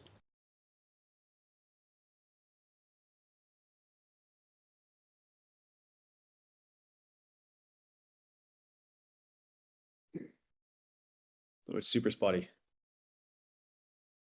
Sorry, let me try it again.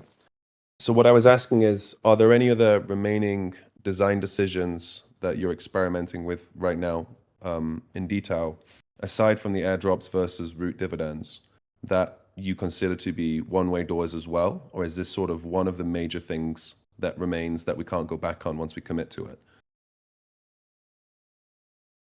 Well, the tokenomics, but that's not really up for grabs. Like up for debate. Sorry, not grabs, up for grabs. It's not up for debate. The way in which tau is distributed into the pools is actually a two-way door, which is interesting because the way that we inject the token liquidity doesn't change the prices. It just adds liquidity. So it's actually an interesting question about whether or not in the future we can design better ways of allocating liquidity to subnets, and we have a couple of ideas. So does Igor. Igor has a lot of ideas about how we can actually get really intelligent about the way that we add liquidity into the subnets, and actually it becomes a sort of like an intelligence problem itself. Like we can actually allocate it in a variety of different ways that might have better long-term locking outcomes for tau. But it's not the question you asked. The one that you asked was, what are the one-way doors? So I think that the tokenomics, like the 21 million for alpha, that's a one-way door. I think that the root dividends is a one-way door. I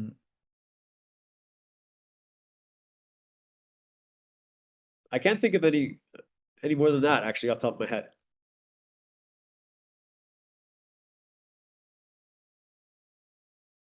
Can you guys hear me? If Stefan, are you still here?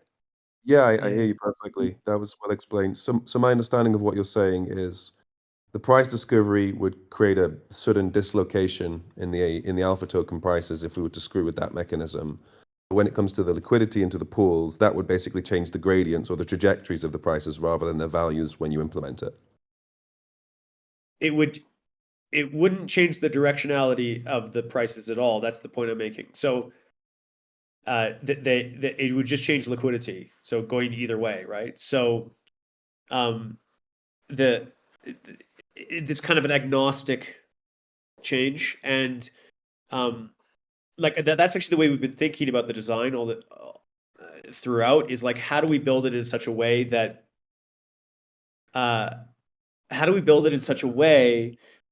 that we can change certain aspects and it won't affect prices, right? So the latest design for the actual injection mechanism of the pools makes it so that the amount of alpha that is being emitted at the same time is the right amount to not change the pool prices. Whereas before we were emitting it based on we were just emitting one alpha per block, and then we were emitting a proportion of the tau reserves. That actually meant the chain was pushing the prices towards a specific equilibrium.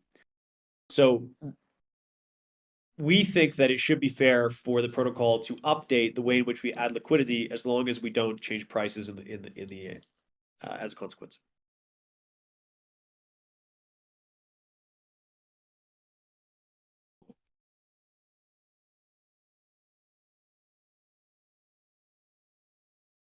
Ooh, silence. Take a Put the steady whole room state. Am I audible? Yeah. sort of. I'm sorry, guys. The Starlink is Take not it. working as expected. I'll take one stab at this. So in a steady state situation, all the subnet token prices are static with time. So let's say we've just reached some market equilibrium. Great news. What I'm saying is, would you consider it a one-way door or a two-way door if you made a modification to the way that liquidity is added to the pools so that instantaneously the prices wouldn't change, but after you apply that change, now that there's going to be a equilibration effect, and they will start to anneal towards a new value, but you don't just have this sudden, as soon as the chain goes live with these, with the new liquidity mechanism, you don't go from price A to price B. It actually happens smoothly in a way that people can predict somewhat. I'm actually saying that we don't want to ever make changes that would change the long-term price of the tokens. Like that might not be really possible in a lot of ways, but but there are smaller changes for instance, so if we change the liquidity injection, it doesn't change the prices, and it actually shouldn't change their long-term trajectory. All it would actually do is increase volatility. Does that make sense? So we're not Yes. changing the mean of the distribution, we're just changing the sigma, right? And this is getting really deep into the design.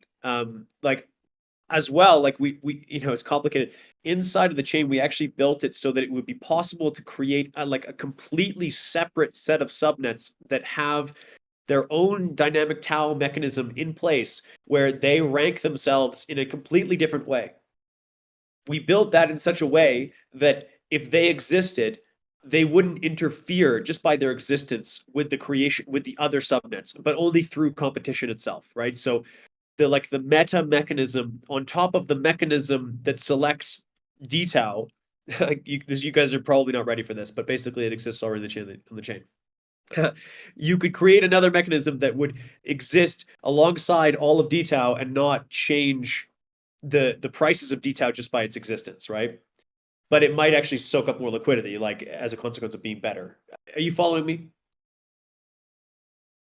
I wish there was a word I could use to describe what exactly I'm trying to pinpoint, but the question that you gave me, Crux, is a fantastic fucking question. I think you need to invent the word right now on the call. Can't I just use isomorphism again? No, you've used it for like 50 different things.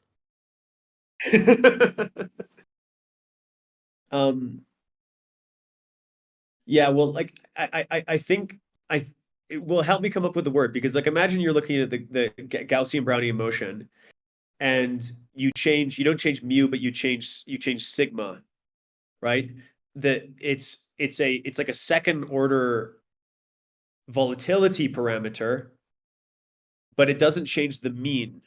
So when you're thinking about your expectation for prices, you're looking at the expectation of the price doesn't change, but the volatility does.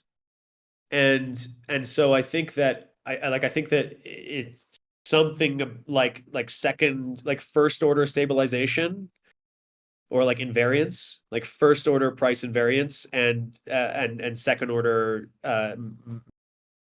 maneuverability, or yeah, I don't know. Fuck it, guys. I'm not good with words. I feel like I'm back in A-level mechanics right now, trying to work out the difference between velocity and acceleration. But with on a economics. whole other level. Yeah. I mean, a little bit of a Easter egg. Yeah, there is actually a bit tensor. There's a d-tau inside d-tau, which is kind of cool. And when I showed this to Crux a couple months ago, he said, "This just makes you think that you have lack of confidence in d-tau." But I actually think that it's more about an understanding that ultimately we do want to be able to always select the mechanisms at a higher order, and the higher we can go, the more abstraction, the better. Yeah. BitTensor is already plenty complicated enough without having more fractals. I guess Yeah. one question from me, Jacob, is do we have a view, as sort of Fish's MVP Block Explorer comes up and other things, on any sort of current fears within the existing design? I know we've struggled within RAL games to be able to do a properly incentivized trial and get some sort of real measures of subnet utility on. And I guess have you thought of any ways we could get a test that is closer to real world conditions with proper incentivization? I know back in times we talked about splitting between root and d-tau and other things which have negative effects, but just curious if you've noodled on that at all.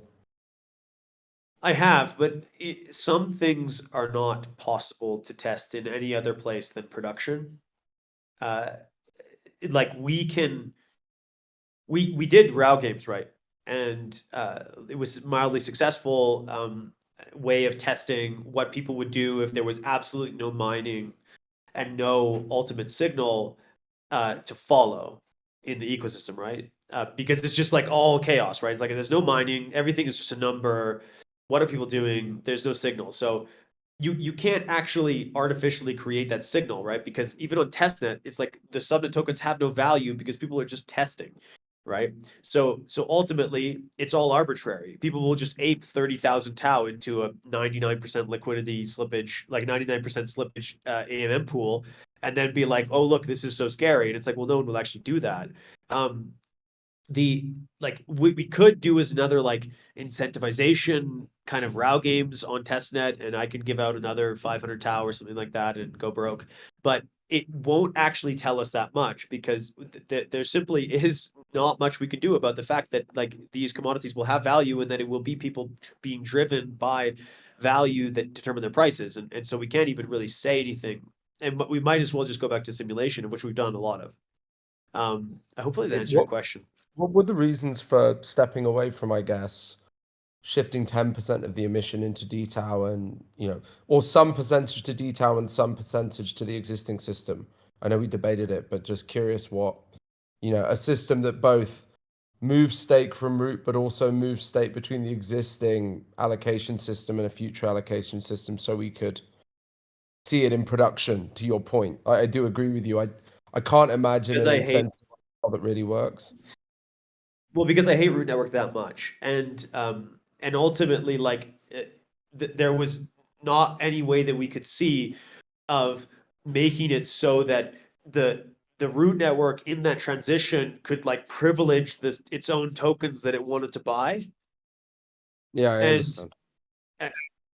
Right, so it sort of muddies and makes worse the incentives, right? Like I don't think that it would have really made anything better. We've done a lot of fucking work to make it so the transition is like very smooth when it comes to especially the consensus and the subnets, but the free market will be at play on day one.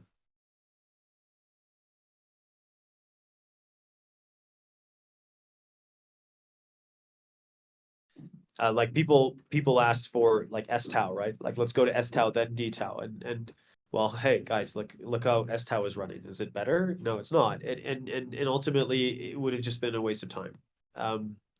That's my perspective. So I guess the point would be, could we go?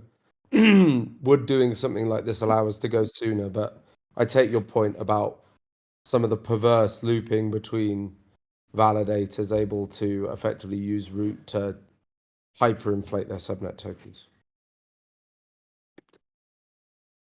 exactly.